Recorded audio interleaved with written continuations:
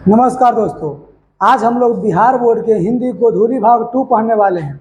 आपको बताते चलें कि इसमें 2 नंबर एक्सरसाइज आज हम लोग पढ़ने वाले हैं। पहला नंबर एक्सरसाइज हम लोग श्रम विभाजन खत्म कर चुके हैं, जिसके लेखक कौन है? जिसके लेखक है भीमराव अंबेडकर। आज हम लोग पढ़ने वाले हैं 2 यानी कि 20 के दांत। 20 के दांत के लेखक हैं नलिन विलोचन शर्मा। नलिन विलोचन शर्मा, इसके हम ट्रिक आपको दिए हैं जिसमें आपको याद कर सकते हैं बिल्कुल आसान शब्दों में और आसान भाषा से। आपको इसमें हम लोग चलेंगे बिल्कुल लघु उत्तरीय और दीर्घ उत्तरीय क्वेश्चन आंसर। पार्ट 1 हम आपको लोग दे चुके हैं, जिसमें और पूरे के पूरे लेक्चर है, यानी पूरा सारांश के साथ आपको पूरी कहानी बताया गया है। इसमें हम लोग और पूरे लघु उत्तरीय और दीर्घ उत्तरीय क्वेश्चन आंसर यानी सब्जेक्टिव क्वेश्चन आंसर के बारे में पढ़ेंगे।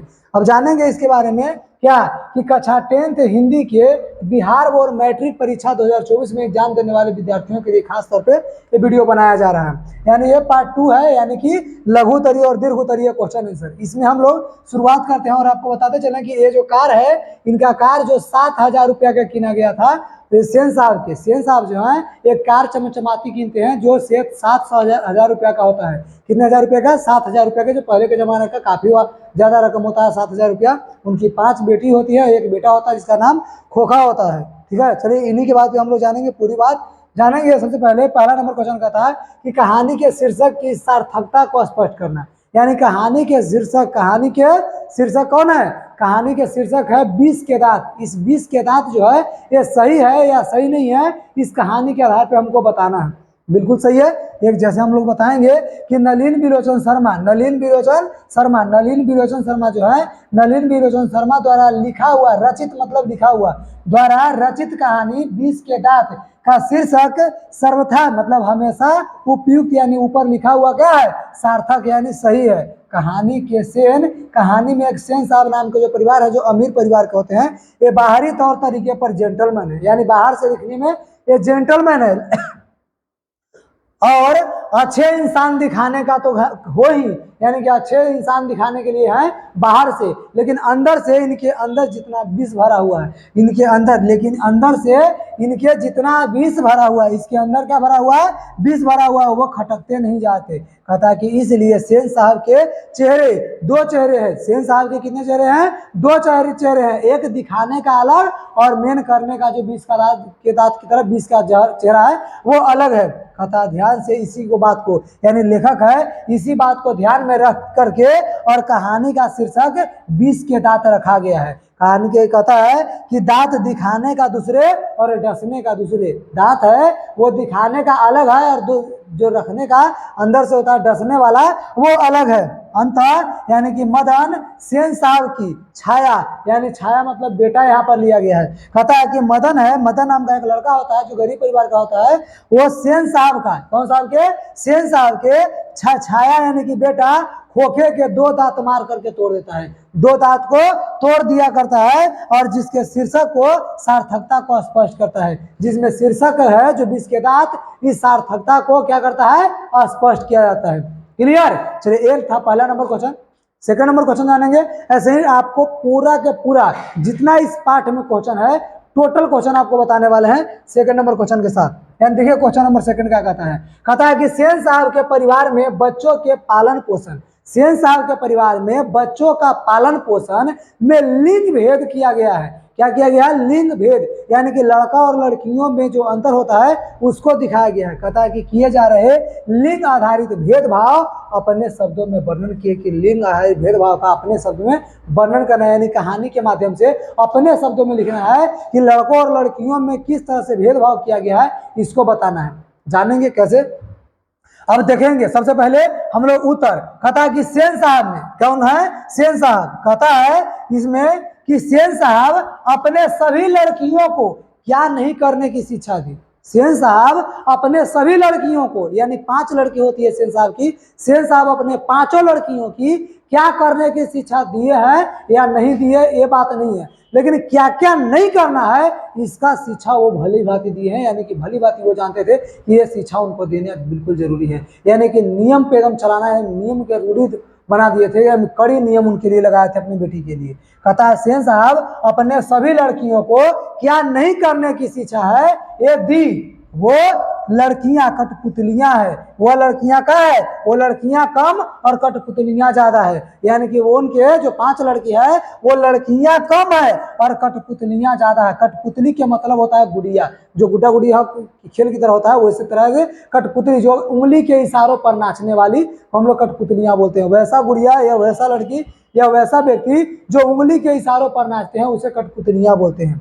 कहता है कि जिन्हें भी कार से दूर रहने की हिदायत देती थी, यानी 5 बेटी को उस कार के नजदीक भटकने नहीं देते थे, कार से 5 बेटी को दूर रखने की हिदायत दी जाती थी, माना किया जाता था उसको। कहता है कि इधर उन्हीं का एक बेटा खोखा होता है जो एकलौता पुत्र होता है। कहता है कि इधर खोखा उनका एकलौता पुत्र होता है जो उदंड है, अनुशासनहीन है। अनुशासनहीन मतलब उसके अंदर एक ठोप नाम भर के भी अनुशासन नहीं है। कहता है कि वो अनुशासनहीन है। बेटियों की अपेक्षा उसे पूर्ण आजादी है। लड़कियों की अपेक्षा बेटों में बहुत ज्यादा यानी पूरा आजादी दी जाता है बेटों को, और बेटी को नहीं। लेकिन बेटा बिगड़ा हुआ है फिर भी उसे आजादी है, और बेटी इतने अच्छे से चलती है फिर भी उसे कोई आजादी नहीं दी जाता। कहता है कि इसके बावजूद सेन साहब के परिवार में, यानी सेन साहब जो है अपने मित्रों के से खोखा की प्रशंसा करते हैं। यानी इतना बढ़िया लड़कियां होने के साथ साथ और लड़का इतना बिगड़ा होने के साथ साथ, लड़का बिगड़ा हुआ इतना है, क्या है, उदंड है, बिगड़ा हुआ है,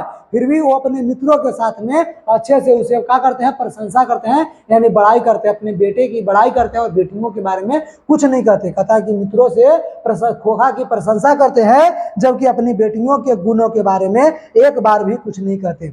वो खोखा को इंजीनियर बनाना चाहते थे, वो खोखा को क्या बनाना चाहते हैं, इंजीनियर बनाना चाहते हैं, लेकिन बेटियों को कुछ नहीं। खोखा को इंजीनियर बनाना चाहते हैं लेकिन बेटियों को कुछ नहीं बनाना चाहते। कहता कि इससे यह स्पष्ट होता है, इससे यह स्पष्ट होता है कि सेन साहब के यहाँ बच्चों के लालन पोषण में, सेन साहब के यहाँ बच्चों के लालन पोषण में लड़कों और लड़कियों के बीच में लिंग भेद का क्या होता है, ये आधारित होता है, लिंग भेद पर आधारित किया गया है। यानी इससे स्पष्ट होता है कि दोनों में अंतर को दिखाया गया है। क्लियर। चलिए अगला नंबर क्वेश्चन जानेंगे, और तीसरा नंबर क्वेश्चन है बिल्कुल मजेदार क्वेश्चन है। ये क्वेश्चन बिल्कुल देख के जाइए, एकदम बिल्कुल देखिए क्वेश्चन क्या कहा जाता है। ये आपको वीवीआई में आप डालिएगा, बिल्कुल वीवीआई नहीं एमवीवीआई में डाल दीजिएगा। इसको क्या में डालिएगा, एमवीवीआई। क्यों, क्योंकि ये मोस्ट इंपॉर्टेंट है, ये मोस्ट वेरी वेरी इंपॉर्टेंट है। इतना मस्त चीज है कि आपको सब्जेक्टिव में तो आएगा ही आएगा, साथ में ऑब्जेक्टिव में भी क्वेश्चन कई का बार पूछा गया है और इस बार भी आने का चांस है। इसलिए इसको याद कर दिया कि खोखा किन मामलों में अपवाद था। खोखा है वो किन मामलों में अपवाद था, खोखा किन मामलों में अपवाद था। खोखा अपने जीवन के नियम और अपने घर के नियम के मामलों में अपवाद था। खोखा अपने जीवन के नियम और घर के नियम के मामलों में अपवाद होता है। खोखा है अपने घर के कोई नियम को नहीं मानता, यहाँ तक कि उनकी लड़कियां हैं, लड़कियों के लिए सेन साहब के यहाँ घर के लिए नियम, बच्चों के लिए नियम बनाया जाता है जिसमें लड़कियों को केवल उस नियम को पालन करना होता है। लड़का है इतना उदंड होता है कि उनके घर के नियम को पालन नहीं करता, वो सबको तोड़ देता है, सारे नियम को तोड़ देता है। इसलिए खोखा के लिए अलग नियम बनाया जाता है कि वो सभी चीज आजादी से रह सके और सारा काम अपने मर्जी से कर सके।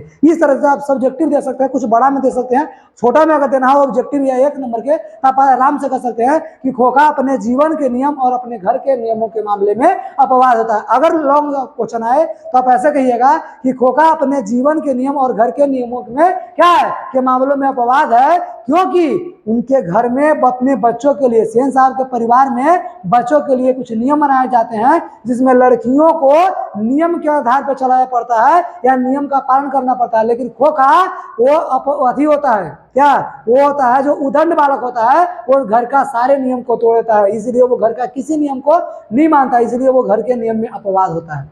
क्लियर। चलिए अगला नंबर क्वेश्चन हम जानेंगे, और ये भी क्वेश्चन जो है आपके लिए मोस्ट इंपॉर्टेंट है, यानी कि बहुत ही बढ़िया क्वेश्चन है। कहता है कि सेन दंपति खोखा में कैसी भावनाएं को देखते थे, कैसी भावनाएं। सेन परिवार के लोग जो है खोखा के अंदर कुछ गुण देखते थे, वो कैसी भावना को देखते थे और उन भावनाओं के लिए उन्होंने उसके लिए कैसी शिक्षा तय की। अब बताते हैं आपको, वैसे एकदम एक लाइन में सेन साहब के परिवार वाले खोखा के अंदर उनके उदंडता, उनके बेकारी, जो बेकार वाला जितना काम करता था, उटपटांग काम करते रहता था, उस उटपटांग काम में, उस बेकार काम में, उदंडता में उन्हें उसको इंजीनियर दिखता था। क्या दिखता था? इंजीनियर। और इसलिए उसे इंजीनियरिंग सिखाने के लिए वैसे ही शिक्षा का प्रावधान किया था कि वैसे ही शिक्षा तय किए थे कि इसको इंजीनियर बनाएंगे, इंजीनियर का शिक्षा इनको देंगे। और एक अच्छे जिसको बोलते हैं बिजनेसमैन, वो बनाना चाहते थे। कहता देखिए, हम लोग उत्तर के साथ जानेंगे कि खोखा सेन दंपति के बुढ़ापे का सहारा था। सबसे बड़ा, सबसे छोटा लड़का था, यानी कि 5 पुत्रियों के बाद एक बेटा जो बुढ़ापे में जन्म लेता है और सबसे सबका आंखों का तारा होता है, सबके आंखों का तारा होता है। खोखा सेन दंपति का बुढ़ापे का सहारा था, यानी आंखों का तारा भी था, यानी सबका प्यारा था। कहता है कि अतः वो खोखा की उदंडता, खोखा जो है, जो बदमाशी करता था, अपना नटखटता दिखाता था, उदंडता में एक इंजीनियर की भावनाएं देखते थे। खोखा इतना उदंड था, बदमाशी में उनको इंजीनियर की भावना दिखाई देता था। कहता है कि इसके लिए उन्होंने अपनी तरह से उसे एक ट्रेंड करने का प्रबंध किया। यानी खोखा को, सेन साहब अपने खोखा को अपने तरह से उसे ट्रेंड करने लगे कि उनको पढ़ाई लिखाई से दूर कर दिए। वो पढ़ाई लिखे क्या बनेगा, उसको अपने तरह से ट्रेंड करना शुरू कर दिए और उसको इंजीनियर का रूप बने कि इंजीनियर बनना चाहते थे। इसलिए वो बढ़ई को बुलवाकर अपने ही घर पे और बोले कि तुम आकर के 2 घंटा सुबह शाम मेरे यहाँ काम करो, ताकि मेरा बेटा जब देखेगा सारे औजारों को, तो औजारों को कम से कम हाथ में लेकर के पहचान सके। क्या कर सके? पहचान सके, इसका ज्ञान जान सके कि कैसा है। कहता है कि बढ़ई को बुलवाकर ठोक ठाक सिखाने के लिए वो कहा, और जिससे वो खोखा है औजारों को पकड़ना सीख सके, औजारों के बारे में जानकारी ले सके। क्लियर? एकदम मस्त है। पूरा का पूरा ऐसे ही हम लोग जानने वाले हैं। 5वां नंबर क्वेश्चन, ये 5 नंबर क्वेश्चन है, सप्रसंग व्याख्या है। और आपको बताते चले कि 5 क्वेश्चन में 5वां क्वेश्चन में 4 गो आपको क्वेश्चन एक ही गो में मिलेगा, और चारों के चारों क्या है? सप्रसंग व्याख्या। चारों के चारों व्याख्या के बारे में हम लोग जानेंगे, बिल्कुल एक तरह से, बिल्कुल समझाने के लिए आपको बिजोड़ कोशिश कर रहे हैं कि आपको समझाएं, ताकि आपको एकदम बस वीडियो देखते देखते आपको याद हो जाए। चलिए देखिए, कहता है पहला नंबर क्वेश्चन क्या कहता है कि लड़कियां क्या है? कठपुतलियां है, और उसके माता पिता को इस बात का गर्व है। लड़कियां क्या है? कठपुतलियां है, इसके माता पिता को इस बात पर गर्व है। अब लड़कियों के बारे में जानते हैं कि सेन साहब के परिवार में जो 5 लड़कियां हैं वो क्या है? कठपुतलियां हैं। इसको इसलिए उनके माता पिता सेन साहब और सेन साहब की जो पत्नी होती है उनको इस बात पे गर्व होता है। उनको इस बात पे क्या होता है? गर्व होता है। अब जानेंगे कि क्या है क्या नहीं है। सबसे पहली बात देखिए, 2 लाइन आपको हर प्रसंग में लिखना है। हर प्रसंग में, यानी कि हर सब प्रसंग जो व्याख्या आएगा, जितना सब प्रसंग व्याख्या आएगा, सब में आपको 2 लाइन लिखना है। वो क्या लिखना है वो आपको बताते हैं। एक पहला नंबर पाठ से लेके आप 24 नंबर पाठ तक का पढ़िए, फिर भी आपको ये चीज लिखना पड़ेगा। क्या लिखना पड़ेगा?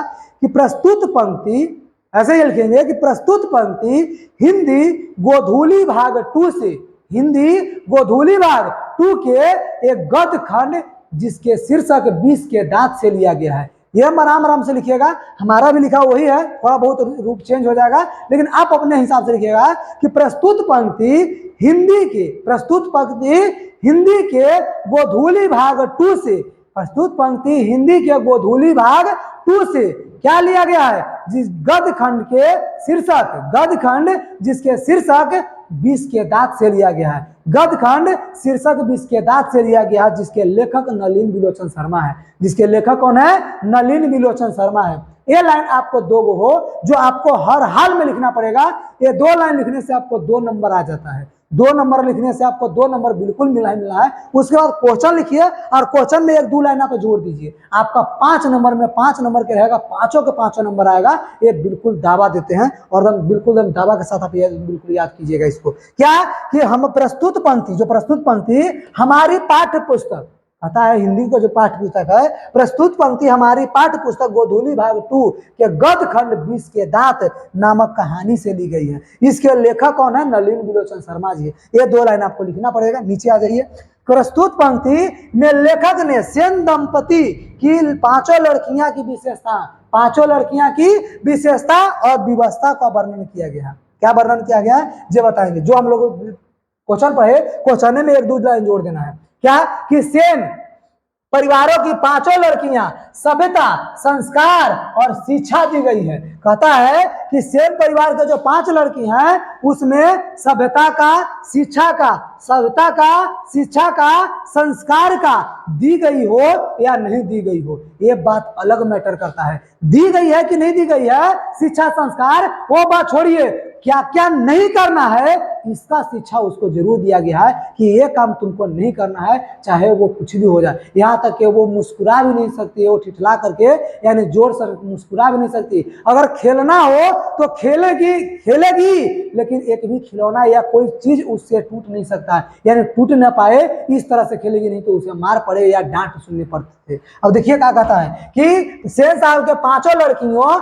सभ्यता, संस्कार और शिक्षा दी गई हो या नहीं, लेकिन यह जरूर बताया गया है शिक्षा दी गई हो या नहीं दी गई हो वो बात की बात है, लेकिन यह जरूर बताया गया है कि उन्हें क्या क्या नहीं करना है, उन्हें क्या क्या नहीं करना है। उन्हें इतना ट्रेंड किया गया है कि वो खिलखिला करके हंसती भी नहीं, वो इतना किया गया है कि वो खिलखिला खिला कर जोर से हंसती भी नहीं, वो जोर से हंसती भी नहीं, खेलती भी है तो ऐसी कि उसे कोई भी चीज टूट ना जाए, खेलती है तो ऐसी खेलती है कि उससे कोई भी चीज टूट ना जाए।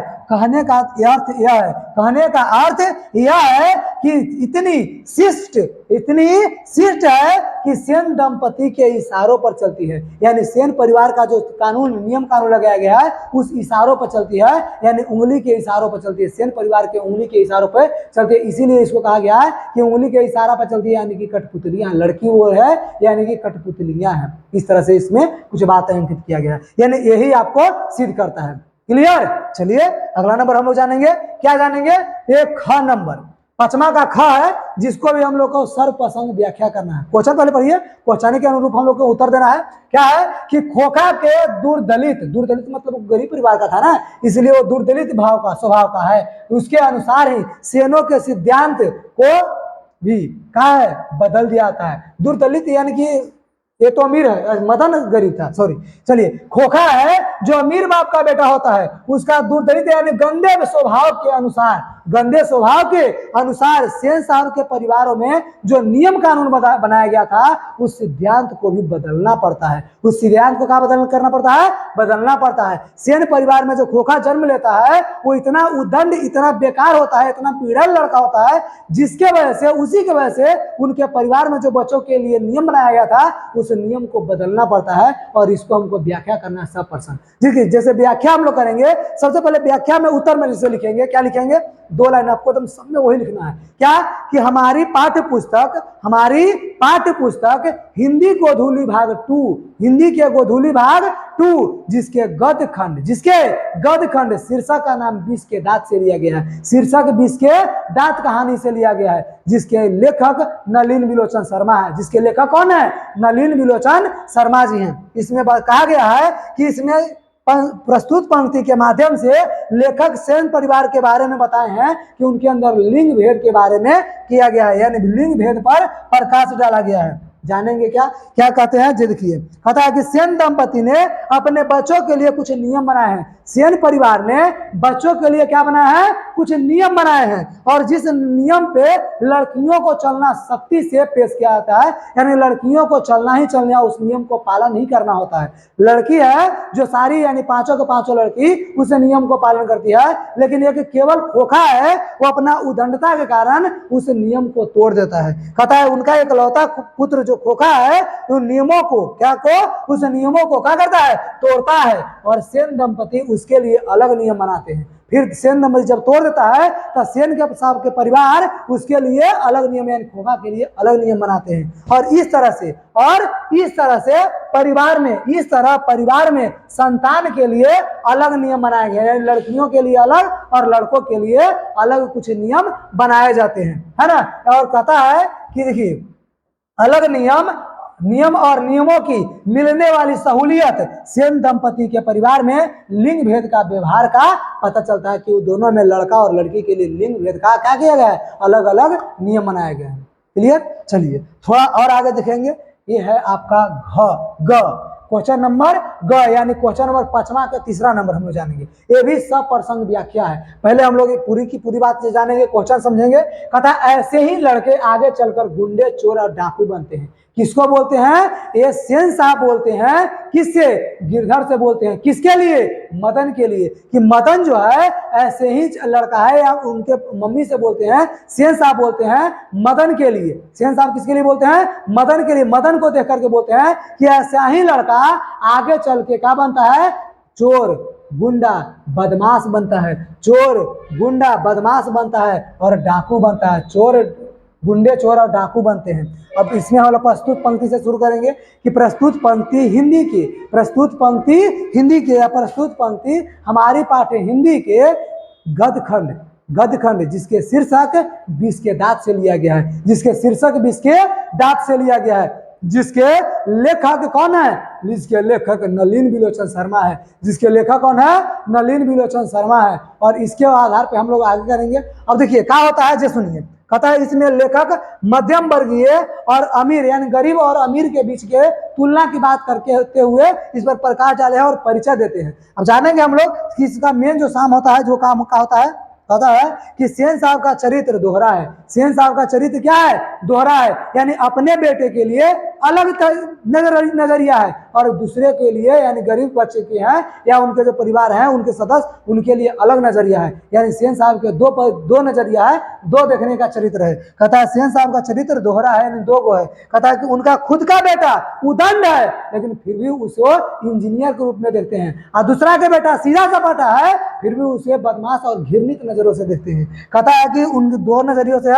उनका खुद का बेटा उदंड है, वह घर पर तोड़ फोड़ करता है, यहाँ की मेहमानों के गाड़ियों का हवा भी निकाल लेता है, मेहमानों के गाड़ियों का हवा तक निकाल लेता है। कहता है कि लेखक सेन साहब की उनकी गलतियों को भी खूबियों के रूप में क्या करता है? लोगों के सामने पेश करते हैं। सेन साहब हैं अपने बेटे के गलतियों को भी खूबी के रूप में लोगों के सामने पेश करते हैं। और लोगों की बात समझिए। कहता है कि मदन, इधर मदन है एक गरीब लड़का, गरीब परिवार का लड़का होता है। मदन है एक गरीब परिवार का लड़का, और जिसके लिए मोटर एक अचरज भरी चीज है। अचरज भरी चीज मतलब अजूबा कह सकते हैं, एक अजूबा, यानी कि वैसा चीज जिसको वो कभी नहीं देखा, वो एकदम अजूबा की तरह उसको देख रहा है। यानी कि इस तरह से उसको लगता है। किसको? मदन को। मदन एक गरीब परिवार का होता है, वो कभी बड़ा कार और इतना खूबसूरत कार नहीं देखा होता है, इसलिए उसको एक अजूबा की तरह लगता है, जिसके कारण वो अचरज भरी चीज को देखता है, तो इसलिए उसको दिल होता है, यानी छूने के लिए उसका दिल मचल जाता है, इसलिए वह सिर्फ छूना चाहता है, इसलिए वह उस गाड़ी को क्या करना चाहता है? छूना चाहता है। फिर भी सेन साहब उसे डांटते हैं, फिर भी सेन साहब हैं उसको क्या करते हैं? डांटते हैं, और उसकी शिकायत उसके पिता से करते हैं। उसकी शिकायत उसके किससे करते हैं? पिताजी से करते हैं। कहता है कि पिताजी यानी कि गिरधर से, जो कि उनके घर में किरानी का काम होता करता है, उससे जाकर शिकायत करते हैं कि मदन के गाड़ी के छूने की इच्छा मात्र से वो भविष्यवाणी कर देते हैं। मदन को जो गाड़ी छूता है, उस छूने की इच्छा से ही ये सेन साहब उसके बारे में भविष्यवाणी कर बैठते हैं कि ऐसे लड़के आगे चलकर क्या बनेगा? गुंडा, चोर, बदमाश बनेगा। ऐसे लड़का है, भविष्यवाणी कर देते हैं कि वह चोर, डाकू और लुटेरा बनेगा। आगे चलकर वो क्या बनेगा? चोर, डाकू और लुटेरा बनेगा। जबकि खुद का बेटा उदंड और दम्भी नटखट है, फिर भी उसे इंजीनियर बनाने की आशा है कि मेरा बेटा इतना बिगड़ा हुआ है, लेकिन उनको बिगड़ा हुआ नजर नहीं आ रहा है। यानी कि मेरा बेटा क्या बनेगा? सीधा सपाटा एक अच्छे इंसान की तरह एक इंजीनियर बनेगा। लेकिन उनका बेटा जो है मदन है, जो अथी का बेटा, इनका किरानी का बेटा, वो मदन वो गरीब परिवार का है, इसलिए वो चोर, डाकू और बदमाश बनेगा। लेकिन इनका बेटा बदमाश होते हुए भर में इंजीनियर बनेगा, एक अच्छे जेंटलमैन बनेगा। कहता है कि इस बात से यह पता चलता है कि लोग अपने पुत्र को अच्छा और सज्जन समझते हैं। इससे पता चलता है कि लोग अपने बेटे को अच्छा और सज्जन मानते हैं, और दूसरे के बेटा को घृणित नजरों से देखते हैं, वो अच्छा नहीं मानते, यानी कि बिगड़ैल मानते हैं। क्या मानते हैं? बिगड़ैल मानते हैं। क्लियर? चलिए इसी प्रकार के अगला नंबर क्वेश्चन हम लोग देखेंगे। अगला नंबर क्वेश्चन देखिए क्या कहता है? घ, ये आपका पचमा का घ, यानी सबसे लास्ट है, जो सप्रसंग व्याख्या का है। सप्रसंग व्याख्या का सबसे लास्ट नंबर क्वेश्चन है, और इसको बिल्कुल आराम से सुनिएगा। क्या कहता है? जो पूरी बात कहता है, कौआ हंस कौए की जमात में शामिल होने के लिए ललक गया। इस बात को सप्रसंग व्याख्या कीजिए। हंस कौए की जमात में जाने के लिए यानी खेलने के लिए क्या होता है? ललक जाता है। इस बात को सप्रसंग व्याख्या करना है। अब व्याख्या कैसे करेंगे जी हम लोग जानेंगे।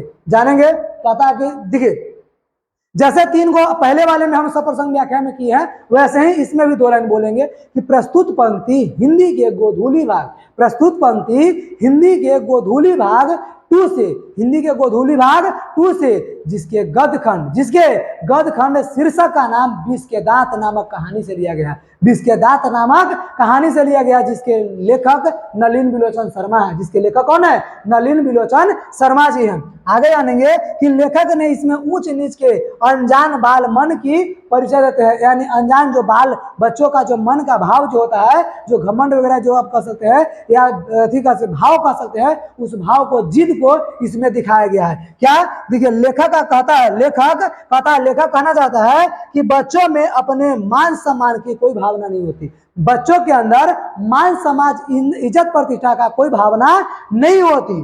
तो कहता है कि उन्हें खेल का मतलब तो होता है, उन्हें बस खेल का मतलब होता है, बस खेलना उसको होता है, चाहे वो गरीब का हो या अमीर का हो, सबको खेलने का मन करता है कि सब 2-4 दोस्त के साथ में मिल करके और खेले। तो इसमें भी होता है कि खेल का मतलब होता है। और सेन साहब का अपने परिवार को इज्जतदार समझते हैं, सेन साहब हैं जो अपने परिवार को क्या समझते हैं? इज्जतदार समझते हैं, अच्छे समझते हैं, सफेद पोष वाले मानते हैं। क्या मानते हैं? सफेद पोष मानते हैं। सफेद पोष के मतलब आप समझ सकते हैं, एग्जाम्पल से आपको समझा देते हैं। सफेद पोष के मतलब दूध का धुला हुआ। सेन साहब हैं अपने आप को इज्जतदार समझते हैं, दूध का धुला हुआ समझते हैं। क्या समझते हैं? दूध का धुला हुआ समझते हैं। मदन और गली के जो आवारा लड़के होते हैं, मदन और गली के आवारा जो बच्चे होते हैं, उनको आवारा समझते हैं, नकारा समझते हैं और बिगड़ैल हुए मानते हैं। कहता कि उनके लिए ये आवारा बच्चे घृणित है और गंदे हैं। उनके लिए, सेन साहब के लिए मदन और उनके जो संगी साथी है वो घृणित है। क्या है? आवारा और घृणित है और गंदे है। लेकिन उनका पुत्र जो कासू है उन्हीं गंदे बच्चों के साथ में खेलने के लिए पहुंच जाता है, उन्हीं गंदे बच्चों के साथ में खेलने के लिए पहुंच जाता है। और इसीलिए लेखक ने कासू को हंस और मदन के जो संगी साथी है उसके कौवे के झुंड बताया है। क्या बताया है? कौवे का झुंड कहा है। लेखक यहाँ से सेन साहब जैसे लोगों पर व्यंग करता है। लेखक है जो ऐसे ही सेन साहब जैसे लोगों पर क्या करता है? व्यंग करते हैं। क्लियर? चलिए अगला नंबर क्वेश्चन नंबर जानेंगे। क्वेश्चन नंबर देखिए आपका यहाँ से 6 स्टार्ट होता है, 5 नंबर स्टार्ट का हम 4 को सप्रसंग व्याख्या पढ़ा दे। और अब अगला हम लोग जानेंगे 6 नंबर की साइज से, यानी 6 नंबर क्वेश्चन नंबर से। क्वेश्चन नंबर 6 से पूरी की पूरी जानेंगे। क्या कहता है? कहता है कि सेन साहब के और उनके मित्रों के बीच में क्या बातचीत हुई। सेन साहब के बीच और सेन साहब के मित्रों के बीच में जो बातचीत होता है, उन बातचीत को हम बारे में जानेंगे कि उन दोनों के बीच में क्या क्या बातचीत होती है और पत्रकार मित्र ने उन्हें किस तरह से उत्तर देते हैं। पत्रकार मित्र से अपने बेटे की बड़ाई करते हैं, तब पत्रकार मित्र जो है अपने बेटे के लिए वो उत्तर देते हैं, जवाब देते हैं। कैसा जवाब देते हैं ये जानेंगे। कहता है कि सेन साहब अपने मित्रों से बातचीत करने के दौरान कहते हैं कि मेरा बेटा तो आगे चल के इंजीनियर और बिजनेसमैन बनेगा। मेरा बेटा आगे चलकर क्या बनेगा? इंजीनियर या बिजनेसमैन बनेगा। जब उन्होंने अपने पत्रकार मित्रों से पूछा, वो कहते हैं कि मेरा बेटा इंजीनियर और बिजनेसमैन बनेगा, तो अपने बेटे से यानी अपने बेटे से के बारे में इतना बड़ाई किए, तब अपने दोस्त यानी पत्रकार जो मित्र था उस मित्र से पूछते हैं कि आखिर मेरा बेटा तो ऐसा बनेगा, तुम्हारा बेटा क्या बनेगा, तुम्हारा राय क्या है। तो अपने मित्र से पूछा तो उन्होंने कहा, यानी मित्र ने कहा कि मैं चाहता हूं कि मेरा बेटा इंजीनियर बनेगा, बिजनेसमैन बनेगा, ये उसकी बात है। मेरा बेटा एक जेंटलमैन जरूर बने। मैं चाहता हूं कि मेरा बेटा एक जेंटलमैन, एक अच्छे इंसान, महान आदमी जरूर बने, और जो कुछ बने वो उसका काम है, उसे पूरी आजादी रहेगी। जैसे आपके बेटे का बिल्कुल कसम कस पूरे पाबंदी बना हुआ है, कानून लगाया हुआ है, लेकिन मेरे बेटे को पूरी आजादी रहेगी। वो जो चाहेगा वो बनेगा, लेकिन एक अच्छा इंसान बनकर दिखाएगा। कहता है कि वो उसे पूरी आजादी रहेगा। और ये उन्होंने शिष्टा के साथ में व्यंग करते हैं। ये उन्होंने शिष्टा के साथ में क्या करते हैं? व्यंग करते हैं, यानी कि मजाक में बोलते हैं, यानी हंस करके बोलते हैं अपने दोस्त सेन साहब के साथ, है ना। कौन? पत्रकार मित्र बोलते हैं। चलिए अगला नंबर हम जानेंगे। 7 नंबर क्वेश्चन कहता है कि मदन और ड्राइवर के बीच में विवाद का द्वारा कहानीकार क्या बताना चाहता है, यानी मदन और कासू, मदन और कासू, मदन और खोखा के बीच में, नहीं मदन और ड्राइवर के बीच में, मदन और ड्राइवर के बीच में, मदन और ड्राइवर के बीच में क्या क्या बातचीत होता है, उस विवाद के बारे में आपको बताना है कि उस विवाद में क्या क्या बातचीत हुआ, ये हम लोग जानेंगे। अब जानेंगे आंसर में कि मदन और ड्राइवर, कहता है कि मदन और ड्राइवर के बीच विवाद के द्वारा कहानीकार यह बताना चाहता है, मदन और ड्राइवर के बीच में जो विवाद होता है उसको कहानीकार है जो अपने शब्दों में बताना चाहता है कि मनुष्य क्या दबाव पड़ने पर, मनुष्य है वो दबाव की वजह से बदल जाता है, मनुष्य दबाव की वजह से क्या होता है, बदल जाता है। और सेन साहब क्या ड्राइवर वो खोखा की शैतानियों को सेन साहब की तरह नजरअंदाज करता है, पर मदन जब गाड़ी छूता है तो उसे धकेल दिया जाता है। आता है, देखिए सेन साहब कहते हैं, लेखक कहते हैं कि मनुष्य को अगर दबाव पड़ता है तो वो भी बदल जाता है। ये ड्राइवर जो होता है कि गरीब परिवार का होता है, फिर भी गरीब का सपोर्ट ना करके अमीर का यानी कि सेन साहब का सपोर्ट करता है। सेन साहब का बेटा जो है एक बदमाश बिगड़ैल लड़का होता है, वो अगर गाड़ी को छूता है उसका तोड़ फोड़ करता है तो वो कुछ नहीं बोलता, नजरअंदाज कर देता है। लेकिन वहीं पर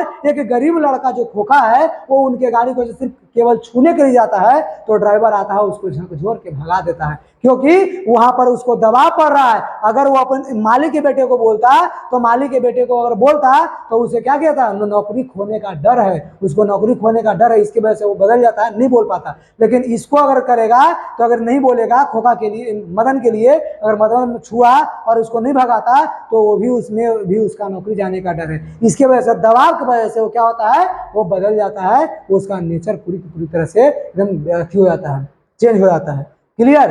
चलिए इस तरह से क्वेश्चन था, यानी क्वेश्चन नंबर 7 आपका कंप्लीट। क्वेश्चन नंबर 8 हम लोग देखेंगे। क्वेश्चन नंबर 8 में देखिए क्या कहता है, कासू और मदन के बीच झगड़े का कारण क्या था। कासू के बीच में और मदन के बीच में झगड़े का क्या कारण था, इस बात को, इस प्रसंग के हम लोग लेखक द्वारा क्या दिखाना चाहते हैं, इस प्रसंग के द्वारा लेखक है जो क्या दिखाना चाहते हैं, इस बात को बात करना है कि कासू और मदन के बीच झगड़े का क्या कारण था। इस प्रसंग के द्वारा लेखक क्या दिखाना चाहते हैं। अब देखिएगा, समझेंगे हम लोग कि कासू और मदन के बीच झगड़े का कारण उनका बाल हट था। कासू और मदन के बीच में झगड़े का जो मेन कारण था वो बाल हट था। क्या था, बाल हट था। जब मदन कासू की गाड़ी स्पर्श नहीं कर सका, मदन है जो कासू के गाड़ी को स्पर्श यानी छू नहीं सका, कहता है स्पर्श नहीं कर सका, छू नहीं सका, तब मदन भी कासू को अपना लट्टू नहीं नचाने देता है। मदन भी कासू को लट्टू नचाने नहीं देता है। कहता है कि इस पर कासू रोब जमाता है जी। कासू का जमाता है, रोज जमाना, और मदन को अच्छा नहीं लगता। कासू रोब जमाता है, अपना वो जो घमंडी है ना, घमंडी चेहरा दिखाता है, और मदन को अच्छा नहीं लगता, और दोनों के बीच में क्या होता है, झगड़ा हो जाता है, और दोनों के बीच में झगड़ा हो जाता है। लेखक बताना चाहता है कि बच्चों में भी बदला लेने की भावना होती है। लेखक बताना चाहता है कि बच्चों में भी बदला लेने की भावना होती है, बदला लेने की भावना होती है। फिर चाहे वो बच्चा धनवान का हो या फिर गरीब का, चाहे वो बच्चा धनवान का हो या गरीब का बच्चा हो, दोनों के बीच में बदला लेने की भावना होती ही है ना बच्चों में। कहता है कि यह उसका बच्चों का बाल स्वभाव है, ये बच्चों का, किसी छोटे बच्चों का बाल स्वभाव है बदला लेने की। क्लियर। चलिए यहाँ तक हम लोग हो गए, यानी क्वेश्चन नंबर 8। अब क्वेश्चन नंबर हम लोग 9 देखेंगे। क्वेश्चन नंबर 9 में जानेंगे, ये सबसे इंपॉर्टेंट क्वेश्चन है, आपको बिल्कुल याद करना चाहिए। ऐसे ऐसे क्वेश्चन अगर कुछ मिले तो बिल्कुल हम चटनी ऐसा चाट के रख जाइए। और पूरी को किताब आप लोग पढ़े हैं या पूरी सारांश पढ़े, पहले वाले जो वीडियो हम लोग हमारा अगर देख लिया है तो ये बिल्कुल खत्म हो जाना चाहिए। देखिए कैसे कहता है कि महल और झोपड़ी वालों के लड़ाई, महल वालों और झोपड़ी वालों के बीच में के लड़ाई में अक्सर, मतलब हमेशा, महल वालों का ही जीत होती है। किसका जीत होता है, महल वाले ही जीतते हैं। कहता है कि पर उसी हालात में जब दूसरे झोपड़ी वाले उनकी मदद अपने ही खिलाफ करते हैं, तो लेखक के इस कथन को कहानी से एक उदाहरण दे करके पुष्टि करना है। लेखक जो है इस कहानी को एक उदाहरण देकर के पुष्टि करता है। क्या पुष्टि करता है ये बताते हैं कि झोपड़ी वाले और महल वालों के बीच में महल वाले क्यों जीतते हैं, तो इस बात को हम लोग को पुष्टि करना है। अब देखिए कैसे कहता है, देखिए कहता है कि यह सत्य है, यह क्या है, सत्य है, यह सही है। और लेखक ने कासू और मदन के माध्यम से, कासू और मदन के बीच के माध्यम से इसकी पुष्टि करते हैं। इसके पुष्टि की है कि कासू और मदन के लड़ाई में, कासू के और मदन के लड़ाई में अन्य लड़के के सहयोग में नहीं, अन्य लड़के सहयोग में नहीं आए। जब कासू और मदन के बीच में जब झगड़ा हुआ तब बाकी उनके साथ में जो खेलने वाले लड़के थे वो सब पीछे हट गए, न गरीब आदमी के साथ में दिए और ना ही अमीर, यानी ना कासू का साथ दिए और ना मदन के साथ में दिए। जब किसी का साथ नहीं दिए और दोनों के बीच में जब झगड़ा हुआ तो मदन है जो जीत गया और कासू है जो हार गया। यानी कि कासू जीत गया, यानी गरीब आदमी जीता और अमीर आदमी हारेगा। जब जब ऐसा होगा तब तब एक गरीब आदमी जीतेगा, गरीब परिवार जीतेगा और अमीर परिवार हारेगा। लेकिन अगर इसी में अगर उल्टा होता, अगर दोनों बीच लड़ रहा है, गरीब एक अमीर लड़ रहा है और गरीब के जो पक्ष की बात, गरीब के जो तरफ के लोग हैं वो जाके अगर अमीर के सपोर्ट करने लगे तो वहां पर अमीर वाले जीते हैं, यानी महल वाला जीतता है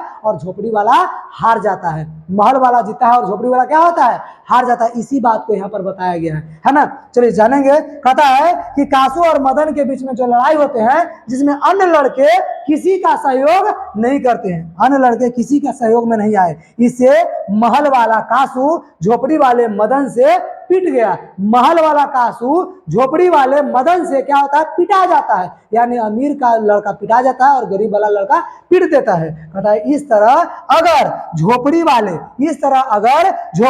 की लड़ाई में अगर दूसरे झोपड़ी वाले महल वाले का सहयोग में ना आए, इस तरह से झोपड़ी वाले और महल वाले के बीच की लड़ाई में अगर झोपड़ी वाले महल वाले के तरफ आकर ना मिल जाए तो हमेशा झोपड़ी वालों का जीत होगा। हमेशा किसका जीत होगा, झोपड़ी वालों की ही जीत होगी, महल वालों की जीत नहीं होगी। क्लियर। चलिए ये इतना। उसके बाद अगला नंबर क्वेश्चन हम लोग देखेंगे। अगला नंबर क्वेश्चन क्या कहता है, क्वेश्चन नंबर 10 हम लोग देखेंगे। क्वेश्चन नंबर 10 क्या है जे सुनेंगे। कहता है रोज रोज अपने बेटे मदन की पिटाई करने वाला गिरधर, रोज रोज अपने बेटे मदन के पिटाई करने वाला जो गिरधर है वो मदन द्वारा कासू की पिटाई करने पर उसे दंडित करने के बजाय उसे क्या कर लेते हैं, अपने छाती से क्यों लगा लेता है। कहता है कि रोज रोज मारने वाला लड़का, रोज रोज मारने वाला जो गिरधर है अपने बेटे मदन को हमेशा पिटाई करता था, कोई भी गलती होता था। लेकिन एक दिन ऐसा हुआ कि कासू को जब पिट दिया मदन और उस दिन ये नहीं बोला और अपने छाती से लगा करके प्यार करने लगा। तो क्यों करने लगा, इस बात को हमको इस कहानी के माध्यम से बताना है। अब देखिए इसका उत्तर क्या होता है। कहता है कि गिरधर सेन साहब के फैक्ट्री में किरानी था। गिरधर है वो सेन साहब के यहाँ फैक्ट्री में क्या था, फैक्ट्री में एक किरानी का काम करता था, किरानी था। इसलिए नौकरी से निकाले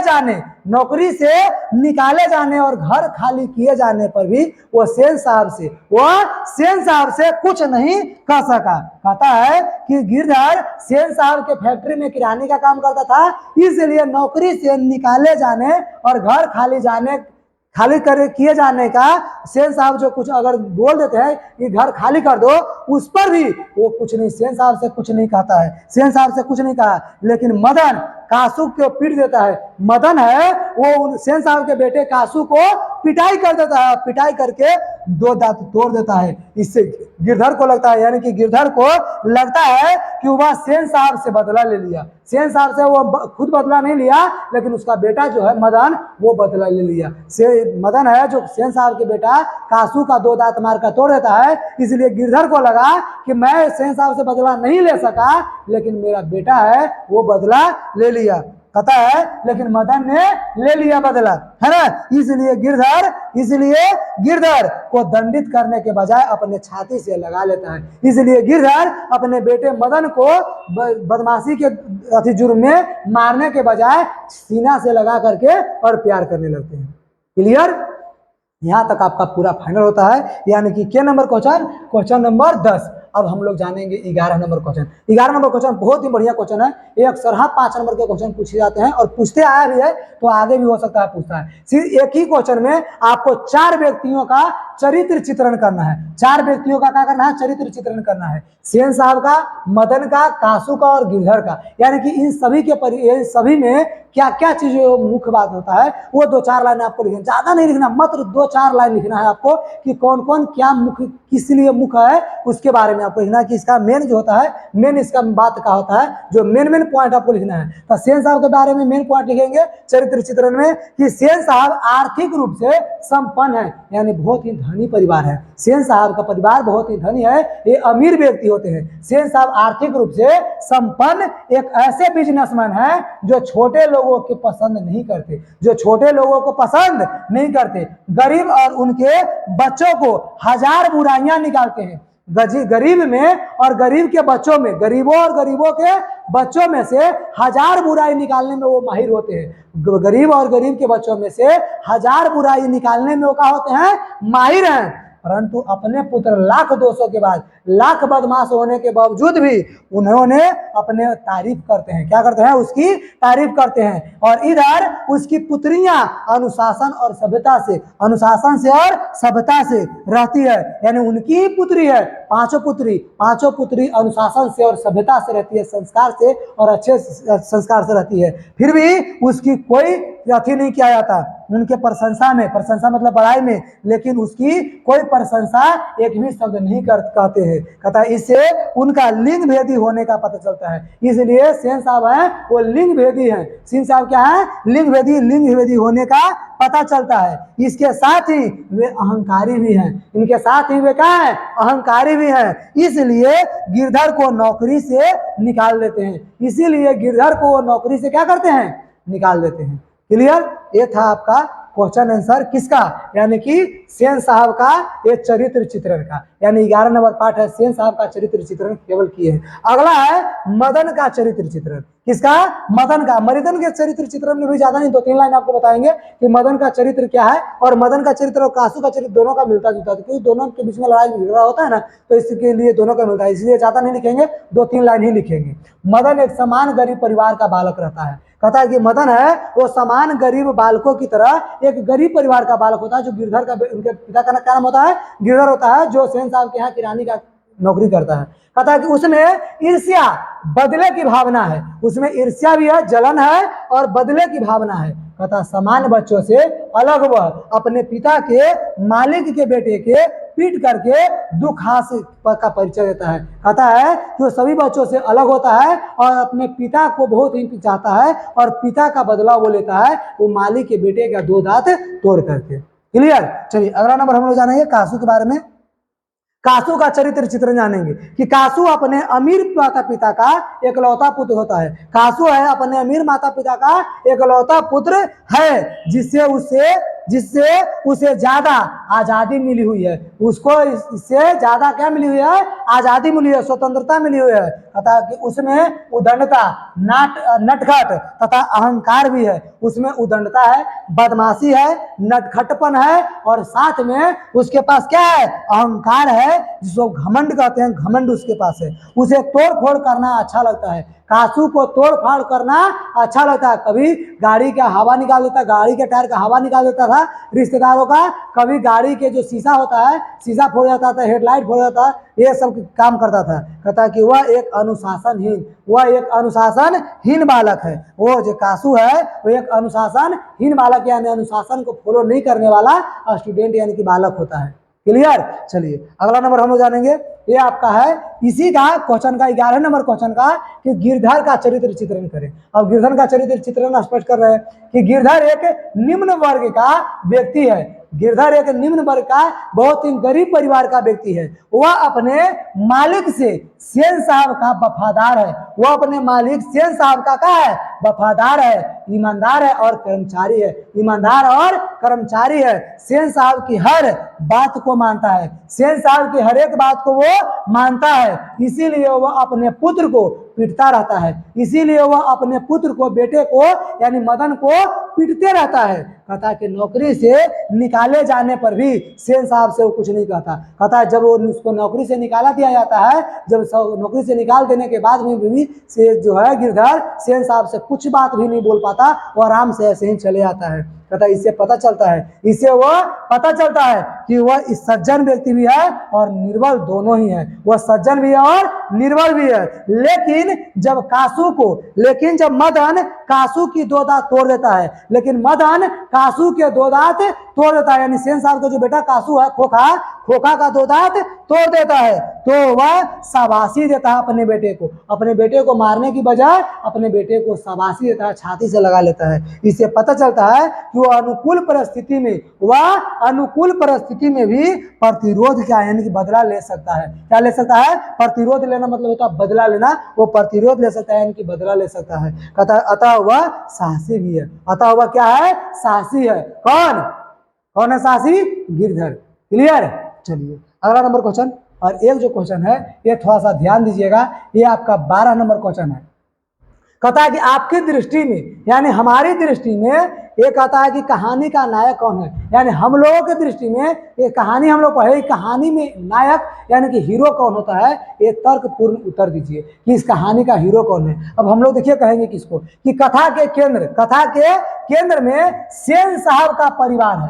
कथा के केंद्र में पूरा कथा कहानी पढ़ने के बाद सबसे मेन रूप से किसका परिवार ज्यादा शामिल है? सेन साहब का परिवार जो है सबसे ज्यादा शामिल है। इस परिवार में भी कासू के आसपास सभी पात्र नजर आते हैं। कथा कि इस परिवार में कासू का जो है, कासू यानी इस पूरे चैप्टर में पूरे पाठ में सेन साहब का परिवार सबसे आगे है और इस परिवार में कासू का आसपास सारे के सारे पूरा पात्र नजर आते हैं और सभी पात्रों की क्रियाकलाप कासू से जुड़े हुए हैं। सभी क्रिया जितना काम धाम हुआ है ये कासू से सब चीज जुड़ते हैं। कहानी में जो भी घटना घटती है, कहानी में जितना कुछ घटना घटती है चाहे बढ़िया हो या खराब, बढ़िया घटना तो घटा नहीं, सारा का सारा खराब घटना घटा, लेकिन जितना घटना घटती है उसमें कासू ही प्रत्यक्ष या अप्रत्यक्ष रूप से मुख्य था। पता है कि इसमें जितना घटना घटता है उसमें कासू ही प्रत्यक्ष या अप्रत्यक्ष रूप से मुख्य था। मुझे लगता है कि कहानी का नायक कासू यानी कि खोखा ही है। मुझे लगता है कि कहानी का मेन जो नायक हीरो है वो कौन है? खोखा ही है। क्लियर? चलिए ये इतना।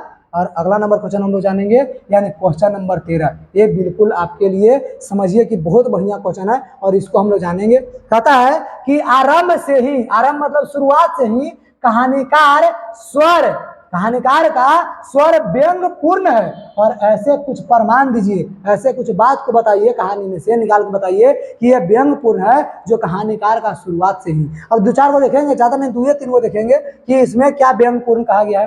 तो कहानीकार ने कथा के आरंभ होने से ही, कथा के आरंभ यानी कि शुरुआते से ही व्यंग का प्रयोग किया है। कहता है कि सेन साहब के लिए, अमीर और गरीब के लिए व्यंग की बात की है। जगह जगह पर कहानीकार ने व्यंग्यपूर्ण स्वरों के साथ में परिचय दिए है कि जैसे गाड़ी के संदर्भ में कहा है, जैसे गाड़ी के बारे में कहा है। क्या गाड़ी के बारे में कहा है? कि गाड़ी की चमक ऐसी होनी चाहिए जिससे मुंह देख लो। कहता है कि चमक ऐसी कि अपना मुंह देख लो। चमक ऐसी गाड़ी का होना चाहिए कि जिससे आपका मुंह दिखाई दे, तो गाड़ी में मुंह देख सके। कहता है कि इस तरह लड़कियों के बारे में भी कुछ कहा है। ये तो गाड़ी के बारे में कहा था, अब लड़कियों के बारे में कुछ कहा है कि लड़कियां क्या है? लड़कियां जो है ये लड़कियां वो क्या है? कठपुतलियां है और उसके माता पिता को इस बात पर गर्व है। लड़कियां क्या है? कठपुतलियां है और इस बात पर उसके माता पिता को क्या है? गर्व है। इस तरह से लेखक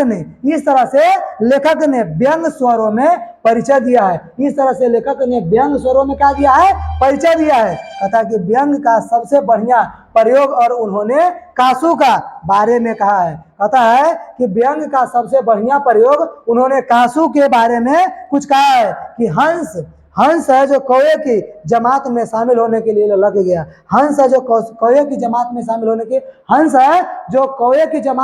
होने के लिए ललक गया। इस तरह से कुछ बात को बताए हैं। कौन कौन बात? कि लड़कियां क्या है? कठपुतलियां है और इस बात पर उसके माता पिता का गर्व है। पहला। दूसरा नंबर बात क्या है? कि हंस कौवे की जमात में शामिल होने के लिए ललक गया। तीसरा बात कि कार की गाड़ी ऐसा होना चाहिए, गाड़ी का चमक ऐसा होना चाहिए जिससे आपका मुंह शकल जो है वो दिखाई देने लगे। इस तरह से कई सारे बात है जो अनेक बातों ने उन्होंने बताए हैं और अनेक बात से प्रमाण होता है और ये साबित करते हैं कि कहानीकार शुरू से ही इस स्वर का व्यंग पर जो है वो साबित करते आए हैं।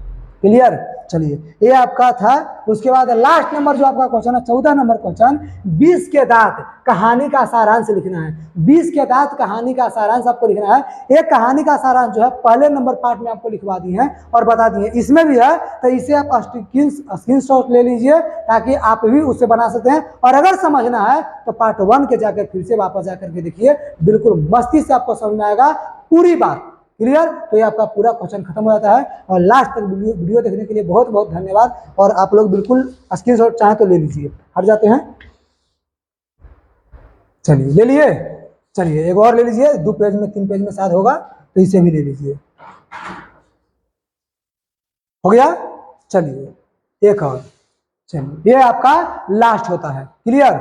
चलिए और आप लोग क्रैश कोर्स का इंतजार कीजिए, क्रैश कोर्स जल्द ही आने वाला है। यानी रक्षाबंधन की यानी कि जो छुट्टी मिलेगा उसके बिहाने पर से क्रैश कोर्स आपका चालू हो जाएगा। और बिल्कुल जुड़िए, चैनल को सब्सक्राइब कीजिए, लाइक कीजिए, कमेंट कीजिए और शेयर दबा के कीजिए। धन्यवाद। Thank you.